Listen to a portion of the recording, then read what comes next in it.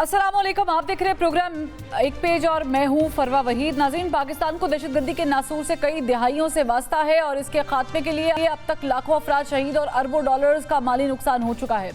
इस वक्त अफगान बॉर्डर से पाकिस्तान को मुसलसल जारियत का सामना है। फितनतुल खवारिज और फितनतुल हिंदुस्तान की दहशतगर्द तंजीमें पाकिस्तान में सरगर्म हैं और उन्हें पाकिस्तान के करीब अफगान सरहदी इलाकों से ऑपरेट भी किया जाता है, जिसके सबूत मुतादिद बार पाकिस्तान दुनिया के सामने अपने हमसाया मुल्क अफगानिस्तान की उबूरी तालिबान हुकूमत के सामने रख चुका है। दहशतगर्दी की वजह से गुज़श्ता दिनों पाक अफगान बॉर्डर पर जंग की सूरत हाल पैदा हो गई, जिस पर दोहा में जंग बंदी मुज़ाकरात हुए और उसके फॉलो अप में इस वक्त टर्की में मुज़ाकरात जारी हैं। गुज़श्ता रोज़ भी इस्तांबुल में पाकिस्तान और अफगानिस्तान में बरसर इक़्तिदार तालिबान रजीम के दरमियान मुज़ाकरात का दौर चला, जिसमें पाकिस्तान ने तालिबान को दहशतगर्दी की रोकथाम के लिए जामे प्लान भी दिया। सिक्योरिटी ज़राए के मुताबिक पाकिस्तान ने वाज़ेह किया कि अफगान तालिबान की तरफ से की जाने वाली दहशतगर्दों की सरपरस्ती मंजूर नहीं। पाकिस्तानी वफ़द ने अफगान उबूरी हुकूमत के नुमाइंदों से वाज़ेह कहा कि दहशतगर्दी के खात्मे के लिए ठोस और यकीनी इक़दाम करने होंगे, जबकि अफगान तालिबान के दलाइल गैर मंतकी और ज़मीनी हक़ाइक़ से हट कर थे। सिक्योरिटी ज़राए का कहना है कि नज़र आ रहा है कि अफगान तालिबान किसी और एजेंडे पर चल रहे हैं। यह एजेंडा अफगानिस्तान, पाकिस्तान और ख़त्ते के इस्तेहकाम के मुफाद में बिल्कुल नहीं है, जबकि पाकिस्तान ख़त्ते में अमन कायम करने के लिए कोशां है, क्योंकि पाकिस्तान के मुतालबात मुकम्मल तौर पर वाज़ेह हैं, शवाहिद पर मबनी और मसले का हकीकी हल है। सिक्योरिटी ज़राए का मज़ीद ये भी कहना है कि पाकिस्तान के दहशतगर्दी के मरकज़ी मुतालबात पर कोई समझौता मुमकिन भी नहीं है और कोशिश यही है कि तालिबान वफ़द संजीदगी से पाकिस्तान के साथ ताउन करे ताकि मुज़ाकरात नतीजा खेज़ साबित हो सके। पाकिस्तान ने हमेशा खत्ते में अमन के लिए कुर्बानियाँ दी हैं। आज जिस अफगान उबूरी हुकूमत से पाकिस्तान दहशतगर्दी की रोकथाम के लिए मुज़ाकरात कर रहा है, 2021 में इसी अफगानिस्तान से अमरीकी फ़ौजियों को निकलवाने और तालिबान की उबूरी हुकूमत के लिए दोहा में मुज़ाकरात कराने में भी पाकिस्तान ही पेश था और आज हमें ही अफगानिस्तान से सिक्योरिटी थ्रेट है।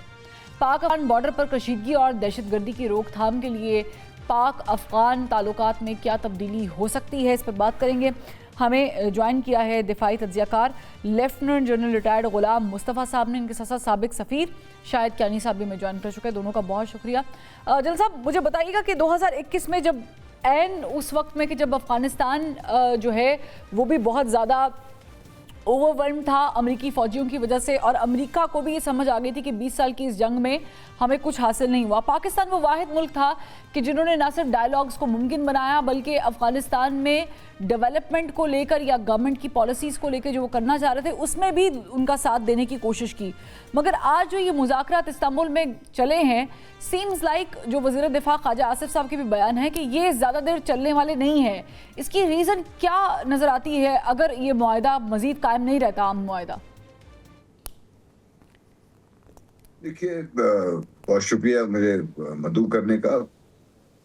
हमें सोचने की बात सिर्फ ये है कि भाई इस सारे खित्ते में दहशतगर्दी अगर हो रही है तो सिर्फ पाकिस्तान में क्यों हो रही है, और क्या वजह है कि जिस तरह आपने कहा कि पाकिस्तान ने तो बहुत कुछ दाव पे लगाया, और जिस वक्त ये दोहा मुज़ाकरात चल भी रहे थे उस वक्त भी अमेरिका, उससे पहले भी अमेरिका के जो अहदेदार थे वो कह रहे थे कि पाकिस्तान ने हमें धोखा दिया है, पाकिस्तान ने हमारे खिलाफ काम किया है और तालिबान का साथ दिया है।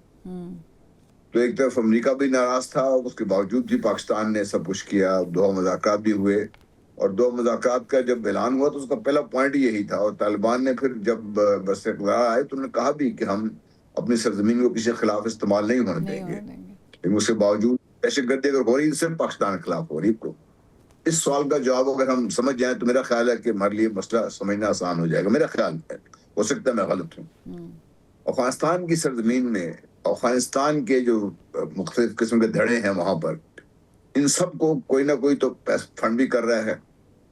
हथियार तो अमरीका खुद इनके पास छोड़ के चले गए थे। जो फौज थी जिसको 3 लाख की फौज को ट्रेन किया था अमरीकनों ने, मिल मिला के नेटो फोर्सेस ने, वो भी वहीं मौजूद थी। और सबसे बढ़कर ये जो इंटेलिजेंस सर्विसेज थी अफगानिस्तान की, वो जिनमें बहुत ज्यादा असर रसूख था भारत का, अमेरिका का, दूसरे ममालिक का, वो वहां मौजूद थी। वो दोबारा वापस आकर बैठ गए वहां। भारत का इंटरेस्ट है और भारत ने उसके लिए बहुत बड़ा अपना कुछ दांव पे लगा दिया हुआ है, और इसी वजह से आप देखिए افغانستان کی سرزمین اگر استعمال ہو تو صرف پاکستان خلاف ہو رہی ہے.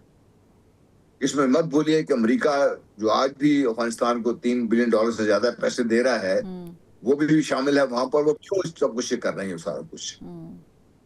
یہ صرف پاکستان کی دھرتی کو ڈیسٹیبلائز کرنے کے لیے کیوں اتنا کچھ ہو رہا ہے؟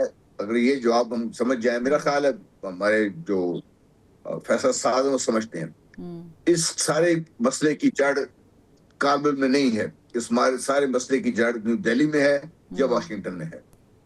اوکے, یہ جو ہم مسلسل دیکھ رہے ہیں کہ ایک طرف ہم استنبول میں ٹیبل ٹاک کر رہے ہیں, دوسری طرف آئے روز ہمارے جوان شہید ہو رہے ہیں, کیا یہ ایکسپیکٹڈ تھا یہ ایٹیٹیوڈ کہ ہم جس لمحے افغان عبوری حکومت کے ساتھ مذاکرات کر رہے ہوں گے پاسبلٹی ہے کہ فتنۃ الخوارج جو ہے وہ پھر بھی ہمارے گھر میں گھسنے کی کوشش کریں گے؟ جی میں تو پہلے دن سے 2 باتیں کر رہا ہوں جب سے اس بات چیت کا میں نے سنا ہے. نمبر 1 کہ یہ ہم نے بہت جلدی کر دیا. آپ کہہ رہے ہیں نا پاکستان نے فراخدلی کا مظاہرہ کیا, پاکستان نے جلدی کر دی. پاکستان ایک پوزیشن اسٹرینتھ میں تھا اور اس پیڈل کو تھوڑا سا اور دبانے کی ضرورت تھی. اس کے بعد پاکستان کو چاہیے تھا کہ اپنے جو مطالبات ہیں پہلے پیش کرتا, ان سے کچھ ایگریمنٹ کر کے پھر دعا میں مذاکرات ہوتے, پھر آگے بات چلتی. ابھی جب یہ استنبول میں جب آپ بات کر رہی ہیں, یہ کل انہوں نے 2 دفعہ, ایک دفعہ پاکستان نے واک آؤٹ کر دیا اس سے, کیونکہ جو افغان طالبان ہے وہ ٹی ٹی پی کو بھی ساتھ لے کر آئے تھے بٹھانے کے لیے وہاں پر, پاکستان انکار کر دیا.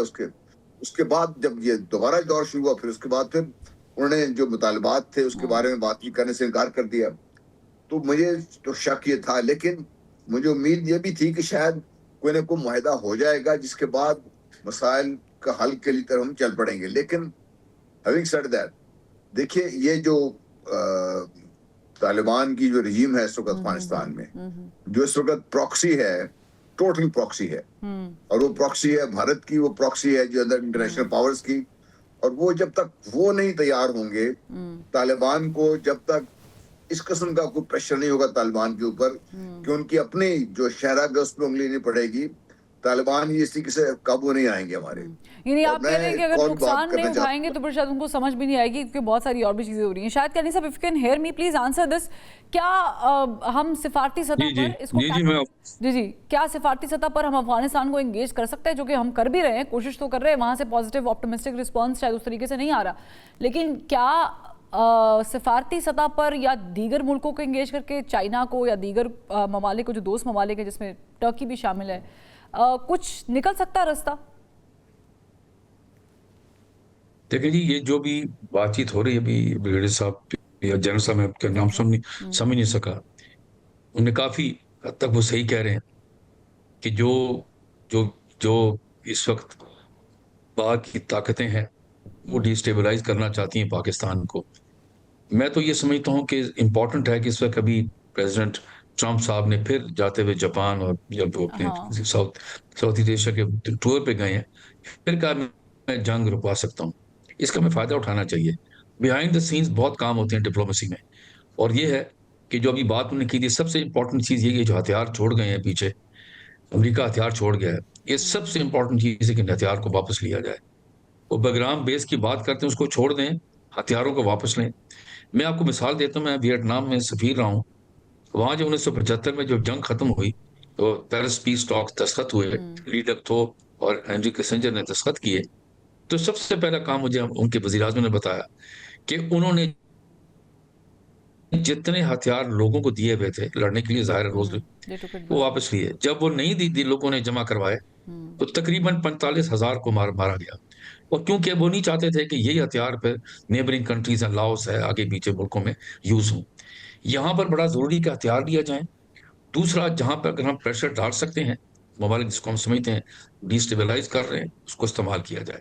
بہت ہی ضروری ہے. اب آپ آ جائیں اس کے اوپر افغانستان کی جو ابھی بات چیت ہو رہی ہے. ایک تو پاکستانی حکومت ہے, بالکل ٹھیک ہے, ہمارے ریپرزینٹیوز نے وہاں پر, خیر ڈیفینس منسٹر صاحب نے, کہ ٹی ٹی پی کے ساتھ جی بات چیت کریں. اندازہ لگائیں آپ ان کی بڑی احمقانہ حرکت. بھائی اس کو ہم کیوں کریں, اس اینٹی کو کیا کریں؟ کیا حکومت پاکستان ملکوں کو چھوڑ کے ان لوگوں سے بات چیت کرے گی؟ ہم تو یہ چاہتے ہیں کہ افغانستان ان کو رین ان کریں, ان کو اجازت نہ دیں کہ یہ اپنا علاقہ ہمارے خلاف یوز ہو.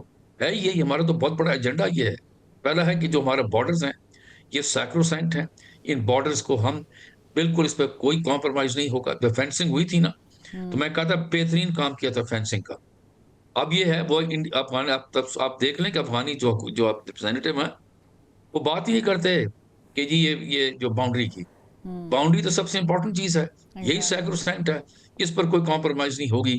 ہم اجازت نہیں دیں گے کہ کسی کوئی بھی دوسری اپنے کیا افغان فوج یا TTP یا کوئی جو بھی XYZ ہیں وہ اس بارڈرز کو کراس کر کے ہمارے جوانوں کو اور ہمارے لوگوں کو شہید کریں یا انفراسٹرکچر کو نقصان پہنچائیں. اصل چیز یہ ہے. اور یہاں پر میں سمجھتا ہوں کہ آج دوسرا تیسرا دن ہے, ہمیں اس پر دستخط کروانے چاہیے ان سے. لیکن دوسری چیز ابھی آپ نے چیز بات پہ کی تھی دستخط کرانے چاہیے کیونکہ سامنے سے پاکستان کا تو بڑا فارم مطالبہ ہے کہ دہشت گردی کے لیے آپ زمین استعمال نہ کریں, but on the other hand ہمیں ابھی تک یہ اسٹیٹ کلیئر نہیں ہوئی ہے کہ وہ ہم سے ان ریٹرن کیا مانگ رہے ہیں, کیونکہ وہ بھی بڑے کنفیوزڈ ہے کہ آیا ہم نے پاکستان کے کچھ لے دے کے کرنا ہے مسئلہ حل, یا ہم نے تو بھارت میں کہنا وہ کرنا ہے. میں آپ کو یہ بتا دوں, میں بھارت کی بات نہیں کرتا. آپ کیا سمجھتے ہیں کہ وہ افغانیوں کو پتہ نہیں ہے؟ بالکل پتہ ہے ان کو. کئی سالوں سے تو وہ جنگ لڑ رہے ہیں اندر افغانستان کی فوج, ان کو پتہ نہیں ہے اپنے علاقے میں سب کچھ پتہ ہے. وہ یہ نہیں چاہتے کہ یہ بارڈر والا معاملہ کوئی ہم اس پر ہم کوئی ہم کمپرومائز کر دیں. نو, کبھی نہیں ہوگی. یہ میں آپ کو بتا دوں, وہ ان کو سب پتہ ہے وہ کیا چاہتے ہیں. میں آپ کے اس سے آگے جاؤں گا. اگر یہ اگریمنٹ ہونی چاہیے, بلیک اینڈ وائٹ بھی ہونی چاہیے. اس پر یہ 1 پوائنٹ ایجنڈا سب سے امپورٹنٹ, اجازت نہیں ہوگی کہ آپ کا یہ بارڈر جو ہے وہ استعمال کیا جائے. اس پہ سیکروسینٹ ہے بارڈر جو ہے وہ, اس پہ کوئی کمپرومائز نہیں. اس کے اوپر ابھی آپ نے بات کی تھی نا, ہمیشہ ایسی سینسٹیو اگریمنٹس کے اوپر جو ملک ہیں کچھ گارنٹرز ہوتے ہیں, یہ مانیٹر کرتے ہیں. ان میں سمجھتا ہوں سب سے امپورٹنٹ ہوگا روس ہوگا, چین ہوگا, ایران ہوگا اور ٹرکی اور قطر. ان ملکوں کو ضروری ہے جن کا انٹرسٹ ہے, کیونکہ یہ جو دوسرے ملکوں کے نام لیا ہے ان کو بھی انہوں نے کیوں بات چیت کرتے رہتے ہیں ان کے ساتھ یہ روس اور چین. وجہ یہ ہے کہ یہاں پر ان کو جو دہشت گردی ہے وہ ان پر امپیکٹ ہوئی ہے. انہی کے دہشت گرد جو ہیں جو ان علاقوں میں ان ملکوں میں جو مسئلہ مزاج کریٹ کیے ہیں وہ یہاں رہ رہے ہیں افغانستان کے اندر. میری تو حیرانگی اس بات پر ہے کہ افغانستان کی جو یہ انٹرم گورنمنٹ ہے یہ سکون کیوں نہیں چاہتی. جو ملک جن کی ملکوں میں اتنے دیر ہوتی ہیں جنگیں ہوتی ہیں, وہ تو کہتے ہیں شکر کرتے ہیں اللہ کا کہ یار جنگ ختم ہوئی, اب ہم فوکس کریں کہ اپنے لوگوں کی امپرومنٹ, لائف امپرومنٹ ہے, اکنامک لائف ہے, ایجوکیشن ہے, ہیلتھ ہے, یہ چیزوں کو کریں گے ہم. بجائے یہ کہ ابھی تک اسی میں لگے رہیں کہ بھئی ہم جو اگلا بارڈر وہ بھی لینا ہے. بہت زیادہ لمبا عرصہ ظاہر ہے کہ ویری رائٹ کہ ان کو بھی سوچنا چاہیے.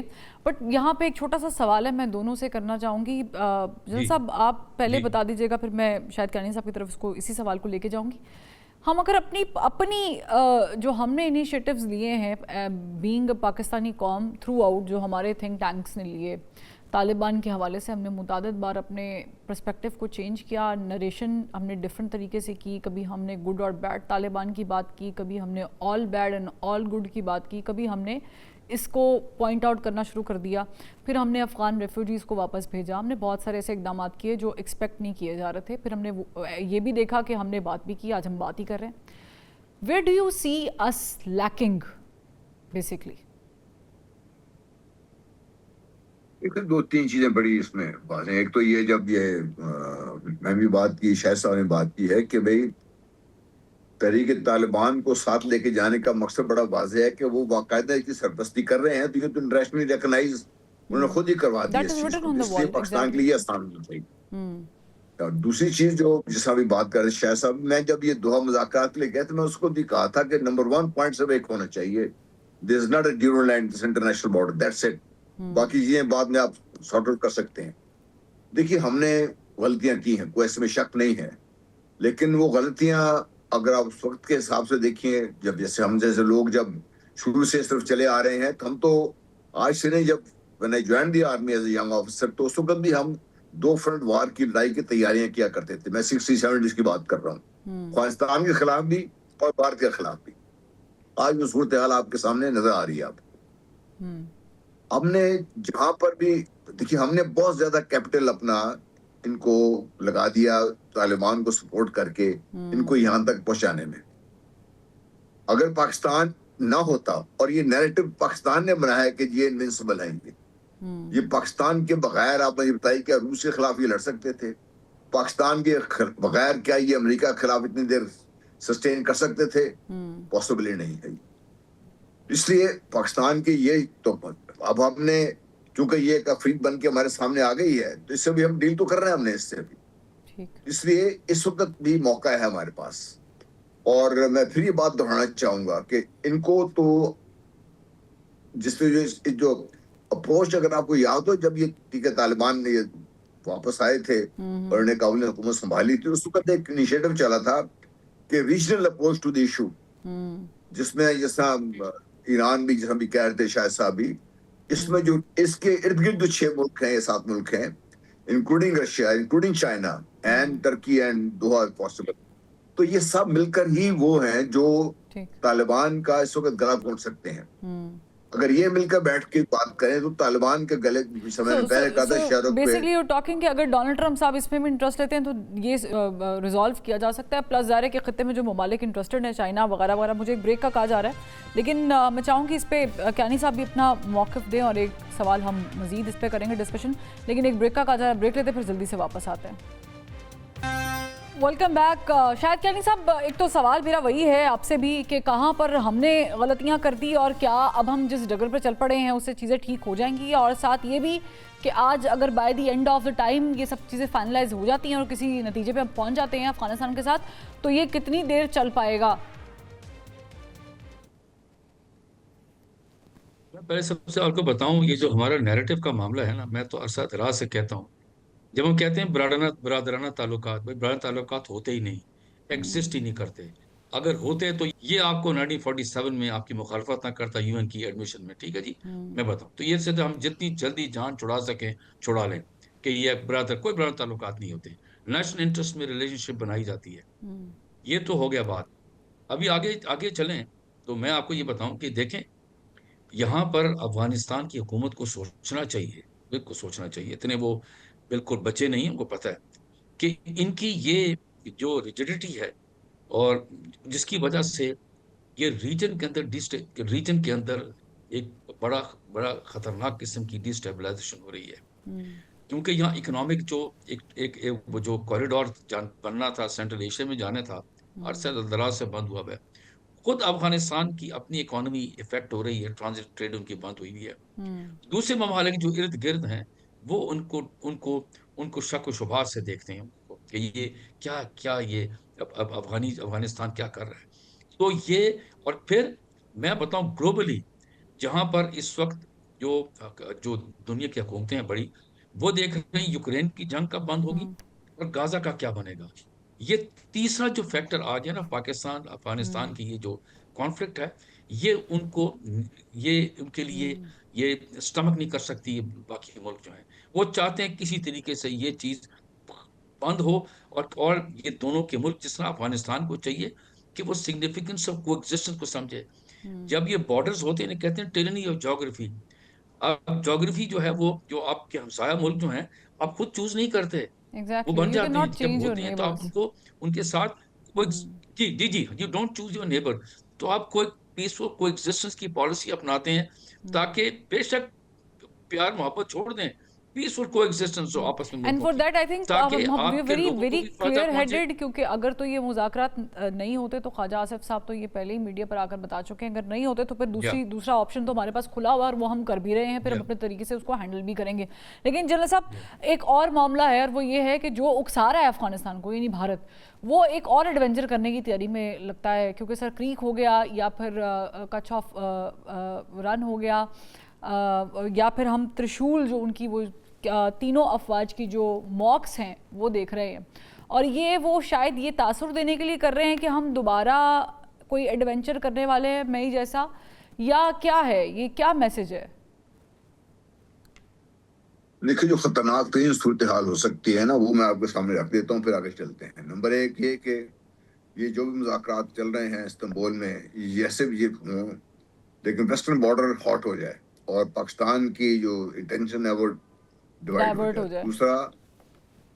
دوسرا یہ ہے کہ پاکستان کے اندر سے دہشت گردی کو اس طرح بڑھایا جائے کہ پاکستان کے اندر بھی مسائل بن جائیں پاکستان کے لیے، اور پھر بھارت تیار بیٹھا ہوا ہے کہ وہ بھی پاکستان کے خلاف اپنی جو مہم جو ہے اس کو جاری رکھے، کیونکہ بھارت کو جتنی سبکی اٹھانی پڑی ہے مئی میں، اور جس طریقے سے بھارت کا جو ایک امیج تھا انٹرنیشنلی وہ پاش ہو گیا ہے، بھارت اپنے آپ کو ریگین کرنے کے لیے جو اس نے اتنی اسٹریٹجک اسپیس اس کے پاس تھی لوز کر دی ہے، اس کو ریگین کرنے کے لیے بھارت کچھ یہ کرنے چاہ رہا ہے اور یہ کرنے جا رہا ہے وہ۔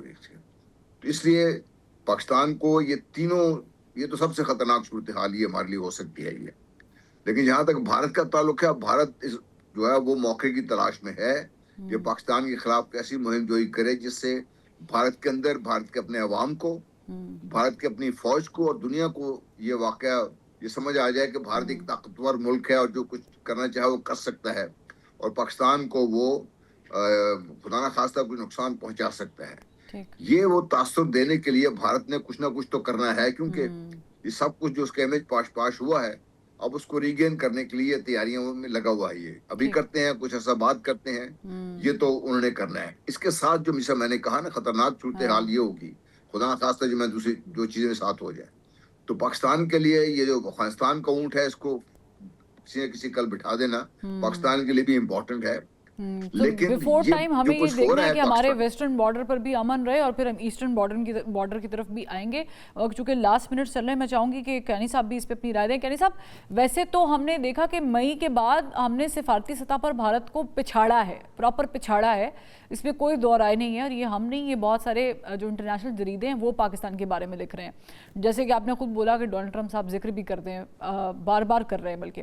پر اب یہ جو ہو رہا ہے اس میں آپ کیا سمجھتے ہیں کہ what foreign policy should we have or attitude we have towards the issue before it comes to us؟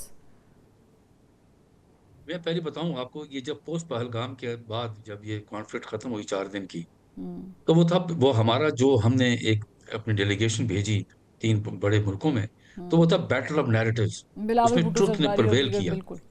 جی جناب، وہ لے کر گئے، اور وہ امریکہ گئے، پھر وہ گئے بیلجیم جو یورپین یونین کا ہیڈ کوارٹر ہے، اور پھر گئے برطانیہ۔ تو بیٹل آف نیریٹیوز میں سچائی نے پرویل کیا۔ ہم تو عرصہ دراز سے کہہ رہے تھے، جب یہ ہوا تھا وزیر اعظم صاحب نے کہا کہ اس کی انٹرنیشنل انویسٹیگیشن کرا دیں پہلگام والوں کی، اور پھر اس کو کنڈیم کیا جو وہاں پر جو لوگوں کی جانیں گئیں۔ تو ہمارا بیٹل آف نیریٹیوز تھا کہ ہمارا اس میں کوئی ہاتھ نہیں ہے۔ اور پھر جو ہم نے پھر ہوا یہ کہ ہندوستان نے بھی اسی دوران ایک ڈیلیگیشن بھیجی، اور یقین کیجیے گا ان کو بڑی مونگی کھانی پڑی، ان کے نیریٹو کسی نے ایکسیپٹ نہیں کی، ہماری ایکسیپٹ ہو گئی۔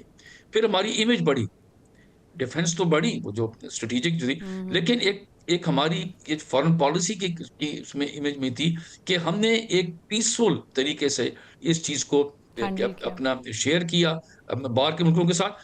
اور اب ہم یہ ہماری امیج اب اتنی ہے، نیچرلی اسپیکنگ انڈیا کو سٹمک نہیں کرتی یہ چیز، امریکہ تک نہیں، امریکہ نے اس چیز کو ہم نے ایکسیپٹ کیا کہ ہاں جی امریکہ نے یہ جنگ بند کروائی ہندوستان پاکستان کی، اور ایک میچورڈ کنٹری کی طرح۔ لیکن کیا ہم اسے بیفور ٹائم روک سکتے ہیں اپنی سفارتی تعلقات کی وجہ سے؟ کیونکہ انڈیا نے ہمیشہ یہ کیا، اڑی ہو، پٹھان کوٹ ہو، پہلگام ہو، وہ ہمیشہ سے پہلے بلڈ کرتا ہے نیریٹو اپنا کہ پاکستان یہ کرنے والا ہے، اور سفارتی تعلقات کو بھی یوز کرتا ہے، پھر اس کے بعد جب ہو جاتا ہے تو پھر روتا ہے اور پھر ثبوت کوئی نہیں دیتا۔ بٹ کیا اب کی بار ہم یہ اس طرح کا کوئی چیز کو استعمال کر سکتے ہیں؟ دیکھیں جی، ہم نے جو اپنی نیریٹو تھی وہ شیئر کر لی، اب ہم بالکل ہم نے جو بتانا تھا بتا دیا کہ ہم پیسفلی کو ایگزسٹ کرنا چاہتے ہیں، ہندوستان کے ساتھ بھی، افغانستان کے ساتھ، ایران، سب کے ساتھ ہم کو ایگزسٹ کرنا چاہتے ہیں۔ ہم چاہتے ہیں کہ سکون ہو with in the borders and on the borders, یہ ہمارا اپنا شروع سے ہماری یہ پالیسی ہے، اور بڑے ممالک جانتے ہیں اس چیز کو۔ ہندوستان کی جو پالیسی جو تھی ان کے لیے unfortunately it's not working for them. میں یہ سمجھتا ہوں کہ ابھی میری اپنی اوپینین میں بھی جنرل صاحب نے کہتے ہیں کہ ہندوستان اس قسم کی کوئی بھی ایڈونچر نہیں کرے گا، میں بتا رہا ہوں آپ کو، کیونکہ دوسرے جو بڑے ممالک ہیں وہ بیٹھے ہوئے ہیں، ان کی طرف دیکھ رہے ہیں کہ بھائی انف از انف، اب آپ نہ کریں۔ اس کو کہنا کہ افغانستان کو کہ جی آپ یہ یہاں کریں، پاکستان کے خلاف کریں، میں سمجھتا ہوں کہ افغانی حکومت کو عقل کے ناخن لے، سوچے کہ ان کے ساتھ بھی کیا ہوا، ہندوستان کے ساتھ کیا ہوا، کیونکہ ہم چاہتے ہیں کہ سکون سے رہیں، وہ ایگزسٹ کریں، ورنہ اس کی جو جو اس کا جو ادر وے راؤنڈ جو ہے وہ ابھی خواجہ آصف صاحب نے خود ہی بتا دیا ہے. تو میں امید کرتا ہوں کہ سینٹی ول پریویل، ان میں عقل آئے گی.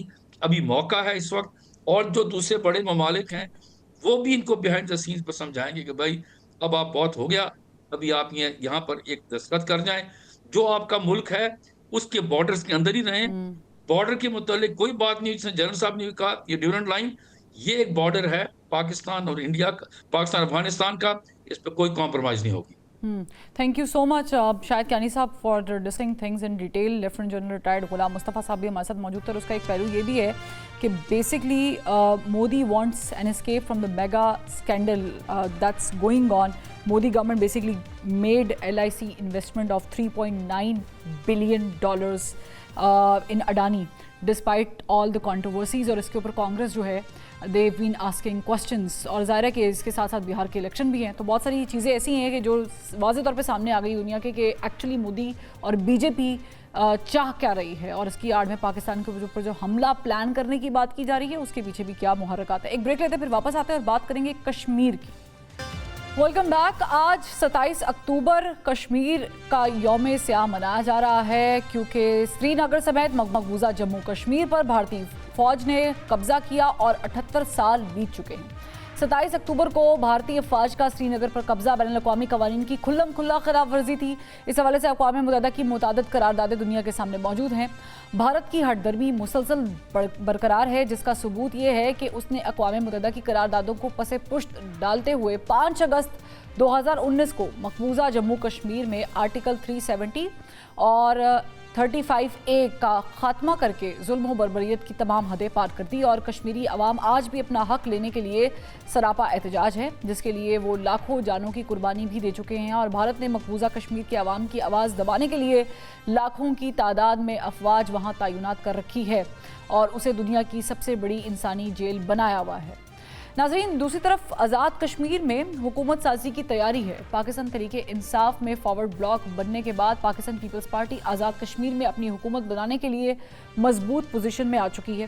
نون لیگ حکومت سازی سے کنارہ کشی اختیار کر چکی ہے اور ذرائع کے مطابق پاکستان تحریک انصاف فارورڈ بلاک کے 9 ممبران نے پاکستان پیپلز پارٹی میں باقاعدہ شمولیت کر کے پاکستان پیپلز پارٹی کے لیے حکومت سازی آسان کر دی ہے. کشمیر کی تازہ ترین صورتحال پر بات کریں گے. ہمارے ساتھ موجود ہے سابق صدر آزاد جموں کشمیر، سابق سفیر سردار مسعود خان صاحب. بہت شکریہ سردار صاحب، آپ نے وقت نکالا. پہلے تو جو ہم آج یوم سیاہ منا رہے ہیں، اور ظاہر ہے کہ اس کو اب 7 دہائیوں سے زیادہ بیت گیا، لیکن ہم نے دیکھا کہ بھارت کی ہٹ درمی برقرار ہے. 2019 میں جو کیا گیا وہ بھی ایک بہت شیمفل ایکٹ تھا، اور آج تک وہاں پر جو کشمیری نوجوان ہیں یا جسے ہم جن زی کہتے ہیں، وہ بھارت افواج کے خلاف نکلتے بھی ہیں اور اپنا حق لینے کے لیے، لیکن ان کو بھی دبا دیا جاتا ہے. کیا یہ جو انتہائی قدم بھارت مسلسل ہر ایک انٹرول کے بعد کشمیر کے ایشو پر اٹھاتا ہے اور پھر ڈیویٹ کرنے کی کوشش کرتا ہے، اس کا کوئی مستقل حل اقوام متحدہ یا بات چیت کے تھرو نظر آتا ہے؟ کیونکہ فلسطین کے حل کی طرف تو ہم بڑھنا شروع ہو گئے. آپ نے کئی پہلو اجاگر کیے ہیں. میں شروع کرتا ہوں 2019 کے ہندوستان کے غیر قانونی اقدامات، جس کی وجہ سے انہوں نے یہ دعویٰ کیا تھا کہ وہ جموں کشمیر کے لوگوں کے دل جیت لیں گے اور اس کے بعد اس خطے کو اپنی ریاست یا اپنی فیڈریشن کے ساتھ ضم کر دیں گے. تو ان دونوں مقاصد میں برے طریقے سے ناکام رہے ہیں. اس کا ایک ثبوت یہ ہے کہ مقبوضہ علاقے میں اس وقت 10 لاکھ فوجی موجود ہیں اور اتنی بڑی تعداد میں، اور 3 کورس ہیں وہاں. تو یہ جو اتنا بڑا جو فوجی اجتماع ہوتا ہے، جمع ہوتا ہے، اس کا مطلب یہ نکلتا ہے کہ وہ دشمن علاقے میں ہیں، کہ وہ علاقہ جو ہے ان کے ساتھ شامل نہیں ہے. اور دوسرا یہ ہے کہ وہاں انہوں نے لوگوں کی آواز تو دبائی ہوئی ہے، لیکن وہ لوگ مسلسل جدوجہد کر رہے ہیں. اور دوسری طرف یہ ہے کہ پوری دنیا میں ان کے لیے آواز اٹھائی جاتی ہے. پھر میں صدر ٹرمپ کی اس بیان کی طرف آؤں گا جو انہوں نے مارکہ حق کے بعد دیا، اور انہوں نے بھی اور دنیا کے دوسرے کیپٹل نے بھی بجا طور پر یہ نتیجہ اخذ کیا کہ بھارت اور پاکستان کے درمیان صرف اور صرف کشمیر کی وجہ سے جنگ ہو سکتی، اور اس لیے اور وہ یہ جوہری جنگ بھی ہو سکتی ہے. تو اس لیے ان کہا کہ کسی طریقے سے ثالثی کے ذریعے، گفت و شنید کے ذریعے اس مسئلے کو حل کریں. میں تھوڑا پیچھے جاتا ہوں 1947 میں. تو میں یہ بتاتا ہوں کہ اسے ہم یوم سیاہ کہتے کیوں ہیں. کیا تاریکی ہے اس دن کے ساتھ جڑی ہوئی، وہ یہ ہے کہ ہندوستان نے کوئی لولے لنگڑے جواز دیے تھے سن 1947 میں مقبوضہ جموں و کشمیر کے اوپر قبضہ کرنے کے لیے. ان نہ کوئی قانونی بنیاد تھی، نہ کوئی سیاسی بنیاد تھی. اور یہ دیکھیے کہ جو انڈیا انڈیپینڈنس ایکٹ آف 1947 تھا، اس کے تحت یا اس ریاست نے پاکستان کا حصہ بننا تھا یا ہندوستان کا حصہ بننا تھا. لیکن دو اور کرائٹیریا تھے کہ بھئی جیوگرافیکل کانٹیگیوٹی ہونی چاہیے، جغرافیائی اتصال ہونا چاہیے، اور دوسرا یہ کہ آبادی کی اکثریت ہندو ہے یا مسلمان ہے. تو یہاں ہندو اکثریت تھی، مسلمان اکثریت تھی، اور وہ جو ہے مسلمان اکثریت پاکستان کے ساتھ شامل ہونا چاہتے تھے. 19 جولائی سن 1947 سردار محمد ابراہیم خان جو founding president of Azad Kashmir تھے، اس وقت میرا حال 32-33 کے تھے، انہوں نے اپنی رہائش گاہ سری نگر میں اپنی رہائش گاہ پہ قرارداد الحاق پاکستان پاس کروائی تھی، جس میں تمام سیاسی جماعتوں اور گروپس نے شمولیت کی تھی. میں یہ اس لیے بتا رہا ہوں کہ ان کا یہ جواز کہ چونکہ قبائلی داخل ہوئے تھے وہاں اس ریاست میں، تو اس لیے انہیں حملہ کرنا پڑا مہاراجہ کی اپیل کے اوپر. صورتحال یہ ہے کہ جون، جولائی، اگست، ستمبر، اکتوبر، ان مہینوں میں آزاد کشمیر کے لوگوں نے آزاد کشمیر تو آزاد کروا ہی دیا تھا، اور 24 اکتوبر کو آزاد حکومت بھی قائم کر لی تھی، آزاد ریاست بھی قائم کر لی تھی. اب وہ بارہمولہ اور سری نگر کی طرف بڑھ رہے تھے، تو اس وقت قبائلی ان کے ساتھ شامل ہوئے، اور وہ 22 اکتوبر کو شامل ہوئے. 24 اکتوبر کو آزاد حکومت بنتی ہے، اور 27 اکتوبر جو ہے ہندوستان یلغار کر دیتا ہے. تو اس وقت بھی کوئی قانونی جواز نہیں تھا. اس کے بعد جو نومبر کے مہینے میں انہوں نے کوئی تقریباً جو Rashtriya basically it was very imposed. اور یہ ظاہر ہے کہ آپ نے بڑی ڈیٹیل، بڑی خوبصورتی کے ساتھ اس کی تاریخ بھی بتائی ہے، اور آئی ایم شیور کہ دیکھنے والوں کو بھی یہ یاد رہے گا، اور یاد ہی ہے. بٹ سردار صاحب تھوڑا سا اس طرف ہم بھی آ جاتے ہیں آزاد کشمیر کا، چونکہ آپ نے ذکر بھی کر دیا. آزاد کشمیر میں اب ہم دیکھ رہے ہیں کہ چوتھے وزیر اعظم چینج ہونے والے ہیں. رائٹ فرام 2021 ٹل ناؤ ہم چوتھے وزیر اعظم کی تبدیلی دیکھیں گے. ایسی کیا وجہ ہے کہ وزرائے اعظم تبدیل ہو رہے ہیں مگر سچویشن کم و بیش ویسی ہی رہتی ہے؟ پارلیمانی جمہوریت بہت مشکل جمہوریت ہوتی ہے، وہ برطانیہ میں ہو یا پاکستان میں ہو یا کسی بھی خطے میں ہو، اس میں اکھاڑ پچھاڑ رہتی ہے. اور جو یہ ایک نت نیا تجربہ کیا گیا تھا آزاد کشمیر میں کہ انہوں نے تمام جماعتوں کو اس کولیشن میں شامل کر دیا تھا. تو یہ کل جماعتی پارلیمنٹ تھی یا کل جماعتی اسمبلی تھی، جس کی وجہ سے حکومت بھی کل جماعتی حکومت بھی تھی، اسمبلی بھی کل جماعتی تھی. تو اس کی وجہ سے یہ کہ اپوزیشن معدوم ہو گئی، حزب مخالف ختم ہو گیا. تو اس کی وجہ سے یہ ہوا کہ جو عوام الناس ہیں اور جو ان کے منتخب نمائندے تھے، ان کے درمیان خلیج بڑھ گئی. اور اسی وجہ سے آپ نے دیکھا ہوگا کہ عوامی ایکشن کے مطالبات سامنے آئے، اور پھر جو ہے حکومت پاکستان کو، حکومت آزاد کشمیر کو ان کے ساتھ گفت و شنید کرنی پڑی، اور ان کے بہت سے مطالبات مانے، جس میں بہت سے مطالبات جائز تھے. تو میں یہ کہنا چاہتا ہوں اس وقت ہمیں جو آزاد کشمیر کی صورتحال، جو بدلتی صورتحال ہے، اس میں یہ ضرور یقینی بنانا چاہیے کہ یہ خطہ جو ہے امن، استحکام اور خوشحالی کے لیے جانا جائے.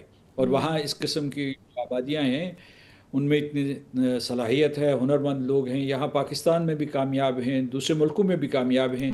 یعنی ان کے صرف جو ہے یونائٹڈ کنگڈم میں ان کا جو ڈائسپورا ہے وہ تقریباً 12 لاکھ سے زیادہ ہے.